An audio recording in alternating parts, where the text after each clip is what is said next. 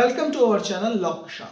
Student, आज हम discuss करने जा रहे हैं Hindu succession act 1956।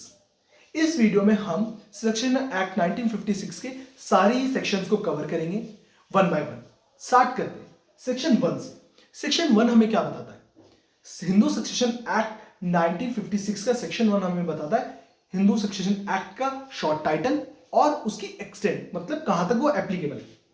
Short title: The Hindu Succession Act 1956 and it extend to the whole of India। मतलब जो ये एप्लीकेबल है ये पूरे ही इंडिया में एप्लीकेबल है। ठीक, अब सेकेंड सेक्शन कहता है एप्लीकेशन ऑफ एक्ट। अब सर आपने सेक्शन 1 में कहा it extend whole of the India, मतलब ये इंडिया में एप्लीकेबल है। अब सेकंड में भी आप बता रहे हैं एप्लीकेशन ऑफ एक्ट। देखिए सेकंड में हमने बताया, सेकंड सेक्शन ये बताता है कि ये किस किस पर्सन में एप्लीकेबल। एप्लीकेबल तो पूरे इंडिया में है, बट अब ये किस किस पर्सन पे एप्लीकेबल है हिंदू सक्सेशन एक्ट 1956, तो ये हमें सेक्शन 2 बताता है। हिंदू बाय रिलीजन, मतलब जो हमारा क्या धर्म से हिंदू है ये उस पे एप्लीकेबल है।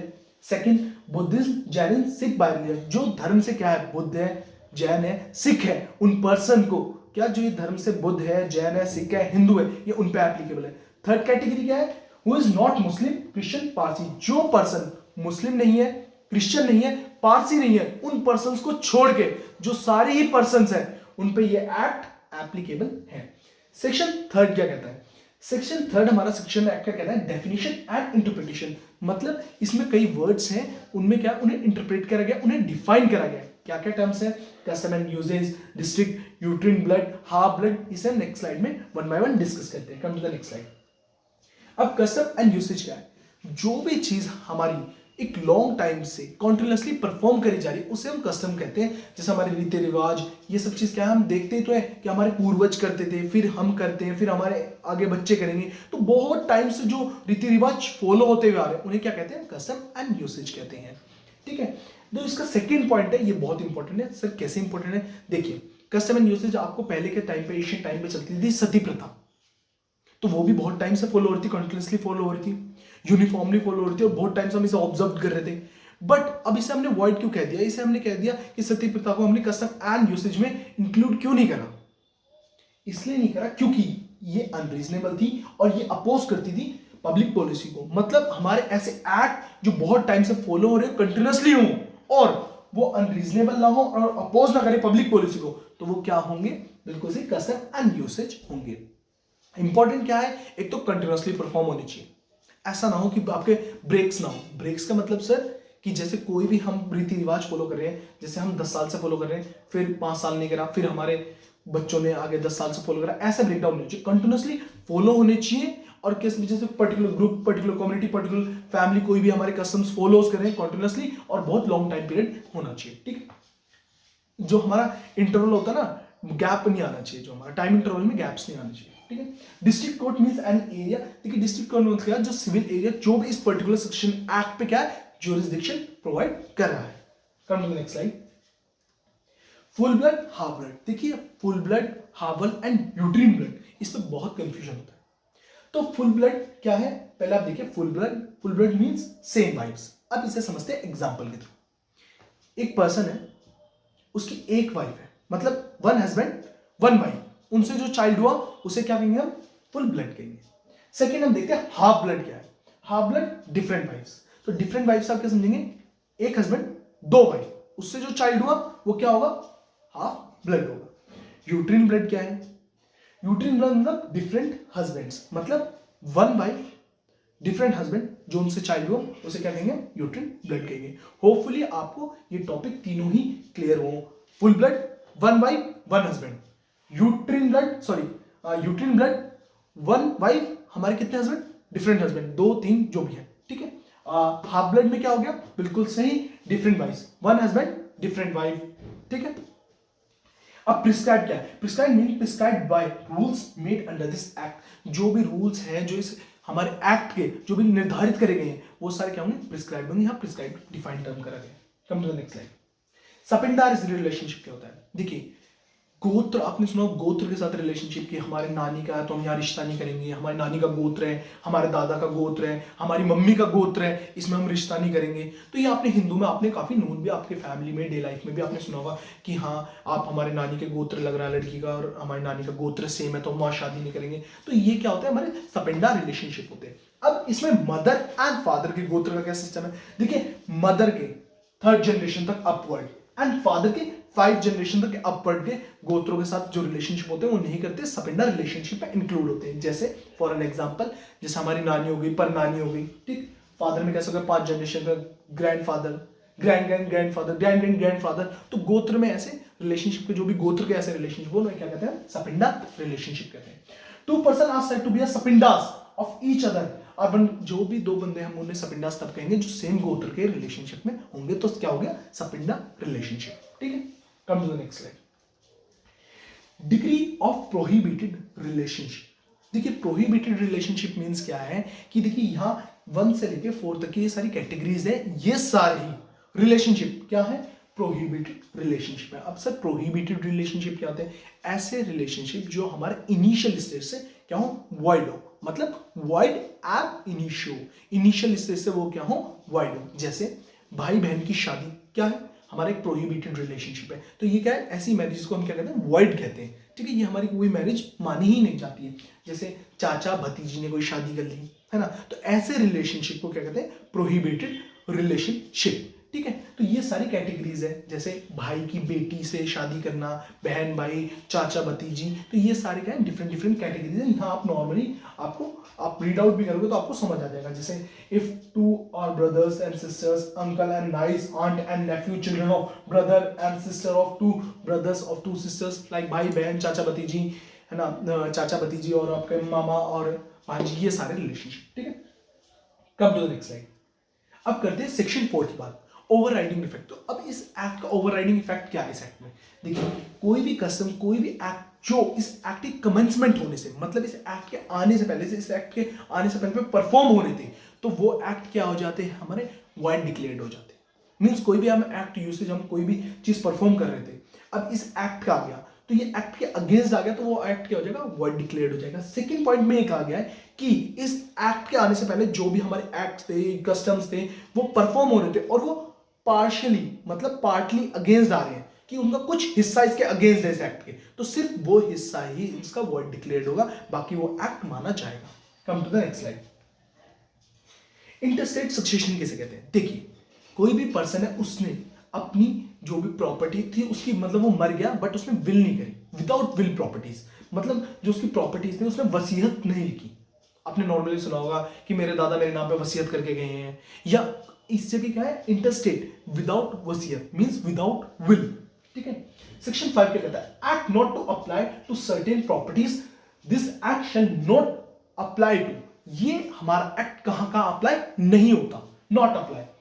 कोई भी प्रॉपर्टी जो रेगुलेट करी जा रही है किससे, द इंडियन सेक्शन एक्ट 1925, कोई भी प्रॉपर्टी जब रेगुलेट हो रही है इंडियन सेक्शन एक्ट 1925 के तहत, तो वो क्या हो जाएगा, हमारे यहां ये इंडियन सेक्शन एक्ट 1956 एप्लीकेबल नहीं होगा। कौन सी प्रॉपर्टी, जो इंडियन सेक्शन एक्ट 1925 में के द्वारा रेगुलेट करी जा रही है, तो हिंदू सक्सेशन एक्ट 1956 वहां एप्लीकेबल नहीं होगा। सेकंड कैटेगरी क्या है, जो भी हमारे राजा महाराजा रहते थे, उन्होंने क्या अपनी प्रॉपर्टीज गवर्नमेंट को एग्रीमेंट के थ्रू, गवर्नमेंट के थ्रू क्या कर दी, ट्रांसफर कर दी है।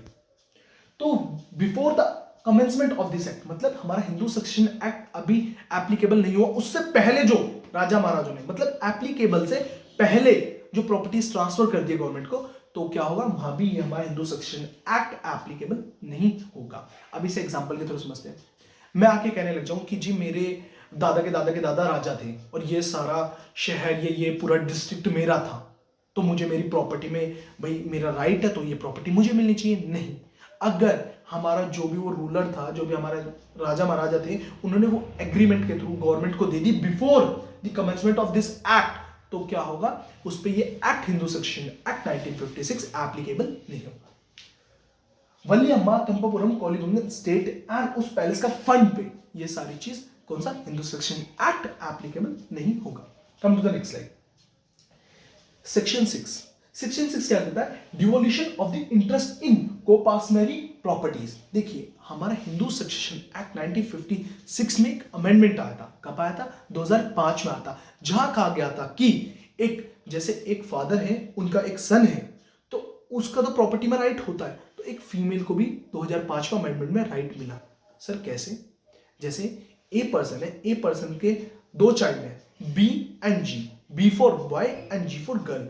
तो पहले इस अमेंडमेंट से पहले 2005 से पहले सिर्फ उसकी ए की प्रॉपर्टी पे अगर ए मर जाता है तो सिर्फ राइट बी का था, मतलब बॉय का था, ठीक। बट 2005 अमेंडमेंट में क्या कहा गया कि अब राइट फादर की प्रॉपर्टी में किसका होगा? जी का भी होगा, मतलब गर्ल का भी होगा, जितना जैसे बॉय का राइट है। तीन कैटेगरी का मतलब है कि जैसे by birth a become a copartnery in a own right in the same manner as the sons, मतलब डॉटर का भी उतना ही राइट होगा, जन्म सिद्ध अधिकार जितना एक सन का होगा, ठीक है। सेकंड वन में क्या है कि जो हमारे सेम राइट्स है उनके ही तरह बीइंग अ सन, मतलब लाइक गर्ल को भी, डॉटर को भी ट्रीट करा जाएगा एक लड़के की तरह ही। थर्ड वन में क्या कहेगा कि ऐसा ही नहीं है कि जितने जैसे अगर आपने डॉटर को राइट्स दे दिए, जब भाई डैड की प्रॉपर्टी में एक लड़के का भी अधिकार है, एक लड़की का भी है, तो ऐसा नहीं है कि लड़की सिर्फ अधिकार लेगी, नहीं, लाइबिलिटीज भी आएंगी, कि जैसे एक लड़के पे लाइबिलिटीज होती हैं अपने फैमिली के, अपने फादर की, मदर की, वैसे एक लड़की पे भी लाइबिलिटी अराइज होंगी, ठीक है।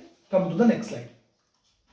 8। अब 8 क्या बताता है? General rules of this succession in the case of males. अब ये जनरल रूल्स के बारे में बताता है सक्सेशन के किस में? मेल्स के बारे में। अब देखिए यहां कैटेगरीज है, देखिए first, second, third and fourth. अब ये क्या है? देखिए अगर कोई भी property, the property of male Hindu dying interstate shall devolve according to the provision of this chapter, मतलब कोई भी मेल की प्रॉपर्टी है, उस प्रॉपर्टी का सक्सेशन कैसे होगा? देखिए इसके हिसाब से होगा। ये क्या हिसाब है sir? Firstly related specified in class 1। पहले अगर कोई मेल है, हिंदू मेल है, उसकी वो मर चुका है, तो उसकी प्रॉपर्टी का कैसे सक्सेशन होगा, डिस्ट्रीब्यूशन कैसे होगा? सर पहले क्लास 1 के हेयर्स में, देन क्लास 2 के हेयर्स में, देन उसके एग्नेंट्स में, देन उसके कोगनेंट्स में। अब सर ये क्लास 1 क्लास 2 के हेयर्स क्या है? देखिए come to the next slide. देखिए सीक्वेंस वाइज है। अगर कोई भी एक पर्सन है, मेल है, उसकी डेथ हो जाती है, तो उसकी प्रॉपर्टी का कैसे हमारा सक्सेशन होगा? Son, daughter, widow, mother, son of predeceased sons. तो ये सारी कैटेगरीज हैं, इनके बेसिस पे ही उसका सक्सेशन होगा उस पर्सन की प्रॉपर्टी का, कि कैसे कैसे उसकी प्रॉपर्टी डिस्ट्रीब्यूट होगी। अगर इन क्लास 1 के हेयर्स में, इस क्लास 1 के हमारे वारिसों में, है ना, कोई भी हेयर्स जिंदा नहीं है, तो then come to the next slide, इनमें डिस्ट्रीब्यूट हो जाएगा। अगर इनमें भी नहीं है, then cognate, then agnate, then फिर कोगनेंट। तो क्लास 1 क्लास 2 की हेयर्स, देन एग्नेंट, फिर कोगनेंट में डिस्ट्रीब्यूट हो जाएगी किसकी? एक मेल हिंदू की, या जो भी हमारा हिंदू मेल है उसकी प्रॉपर्टी का कैसे हमारा सक्सेशन होगा, ठीक है। Come to the next slide. Section 9 क्या कहता है? Order of the succession among the heirs in this schedule. तो जो हमने शेड्यूल बताया, class 1 class 2 then agnate then cognate, तो इसी में ही क्या होगा? प्रॉपर्टी का सक्सेशन होगा, ठीक है। ऑर्डर क्या है? पहले फर्स्ट के सारे ही हेयर्स में डिस्ट्रीब्यूट होना चाहिए। अगर कोई भी हेयर जिंदा नहीं है क्लास 1 का, तो क्लास 2 के हेयर्स में जाएगी।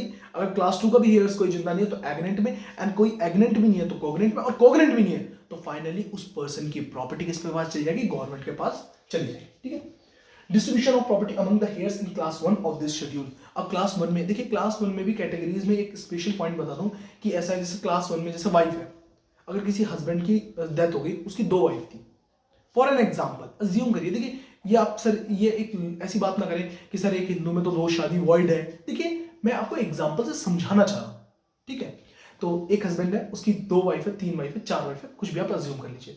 तो अगर वाइफ का शेयर है तो उसमें जैसे फॉर एन एग्जाम्पल 1 लाख रुपए की प्रॉपर्टी है उसकी, और उसको लड़के में बांटनी, उसकी बहुत मर गया, लड़के में बट रही है और उसकी माँ में बट रही है, वाइफ में, मतलब उस हस्बैंड की वाइफ में बट रही है और उसके सन में बट रही है, तो ऐसा शेयर होगा। तो देखिए 1 लाख की प्रॉपर्टी तो 50,000 डिस्ट्रीब्यूट होंगे। सर वाइफ तो 3 है या वाइफ तो 2 है, तो देखिए वहां शेयर सिर्फ एक इंक्लूड करा जाएगा वाइफ का, फिर वाइफ के उस शेयर में से जो उनके दोनों की वाइफों को है, मतलब उस हस्बैंड की वाइफ है, वो जो 2 उन्हें डिस्ट्रीब्यूट हो जाएगा। अब एग्जांपल सर और थोड़ा डीपली समझिए। फॉर एग्जांपल एक हस्बैंड 1 लाख रुपए, उसकी वाइफ है 2 एंड एक सन है, तो सन में जो उसका 1 लाख था, पहले 50,000 सन को और 50,000 वाइफ का शेयर्स हुआ है, और वाइफ के शेयर्स में 25,000 वाइफ 1, 25,000 वाइफ 2, 25,000। तो यहां सिर्फ जो उस पर्टिकुलर कैटेगरी है उसे एक शेयर दिया जाएगा, उस शेयर में से उनके डिफरेंस में डिस्ट्रीब्यूट होगा, जैसे 2 वाइफ है 3 वाइफ है उनमें डिस्ट्रीब्यूट होगा, मतलब शेयर सिर्फ एक इंक्लूड करा जाएगा। ऐसा नहीं है कि आप डिफरेंट शेयर्स इंक्लूड करो, ठीक है। Distribution of property among the heirs of class 2, ये आपने बता दिया कि हमने बता दिया कि जो उनकी सीरीज है वो हमने पीछे आपको एक टेबुलर फॉर्म में जो कैटेगरी शो करी थी। पहली बात कि क्वेश्चन जब आपका आए और आपको क्लास 1 की हेयर्स के बारे में बताना है तो ये सीक्वेंस याद रखना, ये सीक्वेंस चेंज नहीं होना चाहिए कि सर डॉटर को ऊपर कर दो, जैसे क्लास 2 के हेयर्स में सबसे पहले फादर आता है तो आप फादर को लास्ट में पहुंचा दो, कहीं मदर पहुंचा दो, नहीं। ये क्लास 1 के हेयर्स और क्लास 2 के हेयर्स को सीक्वेंस वाइज नोट डाउन करना अपने आंसर शीट पे। Come to the next slide. अब सेक्शन 12 क्या कहता है, order of succession among the agnate and cognate. Agnate और कोग्नेट का किस ऑर्डर में सक्सेशन होना चाहिए, देखिए अकॉर्डिंग टू द, देखिए यहां लिख भी रखा है, in according with the rules of preference laid down here under. Means जो भी उनकी सिचुएशन अराइज होगी, जो भी जिस सर्कमस्टांसेस में होगा, उनके प्रेफरेंस के द्वारा में उन एग्नेट एंड कोग्नेट का क्या होगा, डिस्ट्रीब्यूट होगा क्या सक्सेशन, वो भी प्रॉपर्टी, ठीक। कॉम्पिटिशन ऑफ डिग्री क्या है, सेक्शन 13 क्या कहता है, for the purpose of determining the order of succession among the agnate or cognate, relationship shall be belonged for the intestate to the heirs in the terms of degree of ascent, degree of descent or both case may be। देखिए अब एग्नेट and कोग्नेट में succession का क्या competition देखा जाएगा कि कितना उसका क्या है, हमारा रिलेशनशिप क्या हो रहा है, उनसे निकल रहा है कि भैया जैसे मम्मी के मतलब मम्मी के भाई को, मम्मी के इस चीज को, या पापा के भाई के बेटे को, या ऐसे रिलेशनशिप को क्या करा जाएगा यहाँ बिल्कुल इवैल्यूएट करा जाएगा, तभी एग्नेट एंड कोग्नेट में क्या होगी, प्रॉपर्टी डिस्ट्रीब्यूट होगी, मतलब प्रॉपर्टी का सक्सेशन होगा। सेक्शन 14 क्या कहता है, property of a female Hindu to be her absolute property. Means देखिए अगर कोई भी प्रॉपर्टी एक फीमेल की है तो वो उसे क्या, वो प्रॉपर्टी क्या कहलाई जाएगी, एब्सोल्यूट प्रॉपर्टी कहलाई जाएगी। फॉर एन एग्जांपल, जैसे मेरी वाइफ है तो मेरी वाइफ को उसके फैमिली की तरफ से एक प्रॉपर्टी उसके नाम करी गई तो वो क्या होगी, वो एब्सोल्यूट प्रॉपर्टी होगी उसकी। ऐसा नहीं कह सकता कि मैं इस प्रॉपर्टी में से हिस्सा मैं लूंगा, नहीं, वो मेरी वाइफ की एब्सोल्यूट प्रॉपर्टी कहलाई जाएगी। कोई सेल्फ फंड प्रॉपर्टी हो, अगर उसने खुद कोई परचेज करी हो तो वो भी प्रॉपर्टी क्या होगी, उसकी सेल्फ फंड प्रॉपर्टी होगी। तो यहाँ देखा क्या जा रहा है कि जो भी एक फीमेल हिंदू की प्रॉपर्टी है, चाहे वो सेल्फ फंड हो, चाहे वो गिफ्ट के द्वारा उसे मिली गई हो, तो उस एब्सोल्यूट प्रॉपर्टी कहलाई जाएगी। उसमें ऐसा मैं नहीं कह सकता कि लाओ मुझे शेयर दो, ठीक है। Come to the next section 50, जैसे हमने पढ़े थे जनरल रूल्स सक्सेशन के मेल में, अब हम सेक्शन 50 हमें बताता है general rules of succession in the case of female Hindu. अगर कोई फीमेल हिंदू है उसकी प्रॉपर्टी का क्या होगा, हमारा सक्सेशन कैसे होगा। देखिए यहां हम बात करें इंटरस्टेट सक्सेशन की, मतलब उस पर्सन ने, उस मेल ने, उस फीमेल ने क्या नहीं करा, विल नहीं लिखी है, मतलब उसने अपनी वसीयत नहीं बनाई है और वो मर चुका है, तो उसकी प्रॉपर्टी का कैसे डिस्ट्रीब्यूशन होगा, कैसे सक्सेशन होगा। तो यहाँ क्या था, जैसे हमने मेल में पढ़ा था class 1 years, class 2 years, agnate and cognate. तो इसमें क्या है, फर्स्ट उसके लड़के को, डॉटर को और उसके हस्बैंड को प्रॉपर्टी डिस्ट्रीब्यूट हो जाएगी उस फीमेल हिंदू की। सेकेंडली अगर वो तीनों नहीं है, मतलब उस लेडी के ना ही बच्चा है, लड़का है, ना ही लड़की है, ना ही पति है, तो वो उसके क्या चली जाएगी, hairs of the husband, hairs of husband में चली जाएगी कि उसके हस्बैंड के कौन कौन हेयर्स हैं उसमें डिस्ट्रीब्यूट हो जाएगी। अगर वो भी नहीं है तो hairs of mother and father में डिस्ट्रीब्यूट हो जाएगी, देन हेयर्स ऑफ फादर में, एंड लास्ट में हेयर्स ऑफ मदर में डिस्ट्रीब्यूट हो जाएगी। ऐसा नहीं है कि लड़का जिंदा है तो सीधा आपके हेयर्स ऑफ हस्बैंड को मिल जाए प्रॉपर्टी, नहीं, ये सीक्वेंस वाइज है कि पहले बच्चे, पति में डिस्ट्रीब्यूट होगी प्रॉपर्टी, अगर बच्चे नहीं है, लड़का नहीं है, लड़की नहीं है और पति नहीं है तो हेयर्स ऑफ हस्बैंड मतलब हस्बैंड के हेयर्स में डिस्ट्रीब्यूट हो जाएगी। फिर अगर हस्बैंड के कोई भी हेयर्स नहीं है तो उसके मदर या फादर में डिस्ट्रीब्यूट हो जाएगी प्रॉपर्टी, अगर वो भी नहीं है तो क्या वो हेयर्स ऑफ फादर में डिस्ट्रीब्यूट हो जाएगी। अगर फादर का कोई भी हेयर्स नहीं है तो हेयर्स ऑफ मदर में, अगर कोई भी नहीं है तो देन जाके गवर्नमेंट के पास वो प्रॉपर्टी पहुंच जाएगी। Come to the next slide. अब हमारा सेक्शन 16 क्या कहता है, order of succession and manner of distribution among the heirs of female Hindu. The order of succession among the heirs referred in the section 15। हमारा सेक्शन क्या order को पूछता है कि क्या अब सेक्शन हमारा ऑर्डर कहता है किस ऑर्डर में डिस्ट्रीब्यूट होगी। तो हमने ऑर्डर अभी हमने सेक्शन 15 में डिस्कस करा था कि अगर फीमेल हिंदू की विदाउट मतलब लाइक विदाउट विल वो मर जाती है तो उसकी प्रॉपर्टी का सक्सेशन कैसे होगा। बिल्कुल सही, हमने 5 कैटेगरीज पढ़ी और पीछे ही हमने सेक्शन 15 में पढ़ी थी। ठीक, अब सेक्शन 17 क्या कहता है, स्पेशल प्रोविजन। देखिए कुछ स्पेशल प्रोविजन को इन एक्ट्स में चेंज करा गया था कि कौन कौन से जो भी पर्सन गवर्न करते किससे, मरुमक्कटम एंड अलियंस्ताना लॉ से जो भी गवर्न करते हैं उनके लिए क्या था, लिटिल बिट चेंज करा गया था, वो हमारा सेक्शन 17 में बताया गया है। Section 18 full blood preferred to half blood. देखिए section 18 full blood and half blood हमने डिस्कस करा था, किसमें करा था, section 3 of Hindu succession act 1956 में करा था। सेक्शन 3 में क्या था, डेफिनेशन एंड इंटरप्रिटेशन, कुछ टर्म्स थी उन्हें डिफाइन करा गया था। तो वहां हमने फुल ब्लड क्या पढ़ा था, बिल्कुल सही, वन हस्बैंड वन वाइफ, जो उससे चाइल्ड हो वो फुल ब्लड कहेगा। हाफ ब्लड क्या कहलाएगा, टू वाइफ्स वन हस्बैंड। तो full blood and half blood हमने पढ़े थे सेक्शन 3 में, मैंने बता दिया एक और बार। तो यहाँ क्या है, जो फुल ब्लड है वो ज्यादा प्रेफरेंस लेगा हाफ ब्लड से, मतलब फुल ब्लड की प्रेफरेंस ज्यादा होगी, हाफ ब्लड की कम होगी।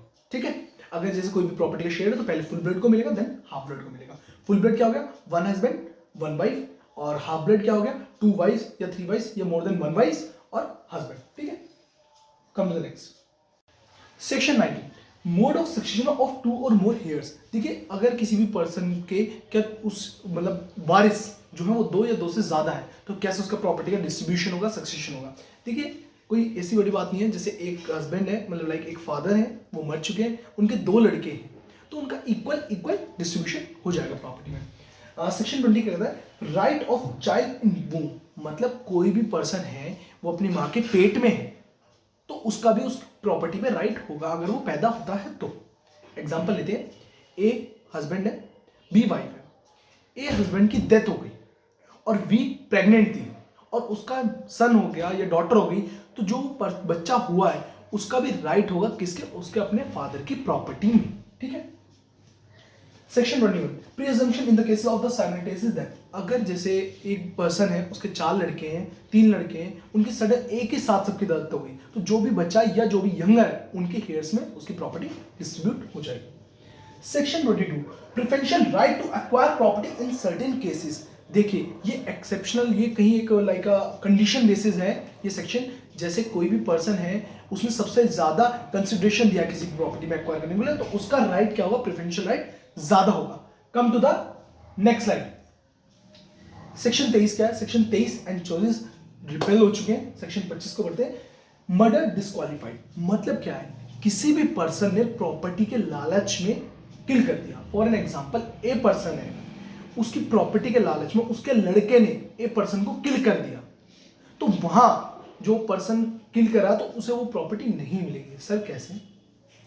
फॉर एन एग्जांपल लेते हैं कि एक लड़का है, उसे पता है कि इस पापा मर गए तो प्रॉपर्टी मेरी होगी, तो उस पर्सन ने, उस बेटे ने अपने पापा को किल कर दिया प्रॉपर्टी के लालच में, तो वहां वो पर्सन का राइट तो था उसके पापा की प्रॉपर्टी में, बट वो नहीं मिलेगी उसे प्रॉपर्टी। क्यों? क्योंकि वहां उसने क्या करा, उस पर्सन को मारा, अपने फादर को मारा है, किसके लिए, प्रॉपर्टी के लिए, तो डिस्क्वालीफाइड हो जाएगा सक्सेशन एक्ट में से। सेक्शन 26 क्या कहता है, converts essence and disqualified, means किसी भी पर्सन ने अपना धर्म परिवर्तन कर लिया है, जस्ट लाइक मुस्लिम हो गया हिंदू से या क्रिश्चियन हो गया, तो इस बिहाफ में तो वहां क्या हो जाएगा, हिंदू सेक्शन एक्ट से क्या हो जाएगा, इस एक्ट से डिस्क्वालीफाइड हो जाएगा। Section 27, section when heirs disqualified, क्या है, जब हमारा हेयर क्या डिस्क्वालीफाइड हो जाए। Section 28, disease defect not to disqualified, किसी भी पर्सन को कोई डिजीज है तो इसे क्या क्या हम डिस्क्वालीफाइड नहीं कर सकते इस एक्ट से। सर थोड़ा एग्जांपल के थ्रू बताइए।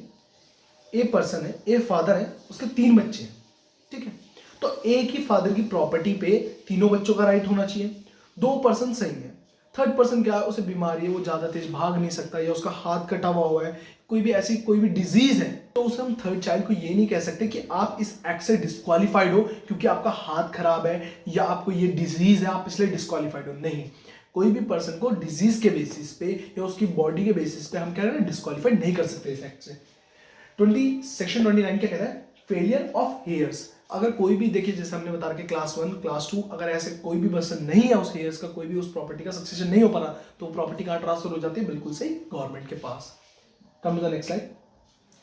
Section 30, testamentary succession. हम अभी तक क्या पढ़ रहे थे, इंटरस्टेट सक्सेशन, मतलब जो कोई भी पर्सन मर गया, उसने वसीयत नहीं लिखी है, विदाउट विल। अब टेस्टामेंट्री सक्सेशन क्या होता है कि उस पर्सन ने क्या मरने से पहले अपनी विल साइन करी है, मतलब जैसे मेरी कोई सेल्फ ओन प्रॉपर्टी है और मैं मरने की स्टेज पर मुझे ऐसा लग रहा है कि मैं शायद मेरे दिन कुछ कम बाकी हैं, तो मैं क्या करूँगा, मैंने एक विल बनवा ली और विल में जिसके नाम मुझे वो प्रॉपर्टी करनी होगी उसका नाम करवा लिया और अपने साइन मार दिया, तो वो प्रॉपर्टी क्या होती है, टेस्टामेंट्री सक्सेशन कहते हैं। वो प्रॉपर्टी उसे ट्रांसफर हो जाएगी जिस पर्सन के नाम पे मैंने विल करी है, ठीक है।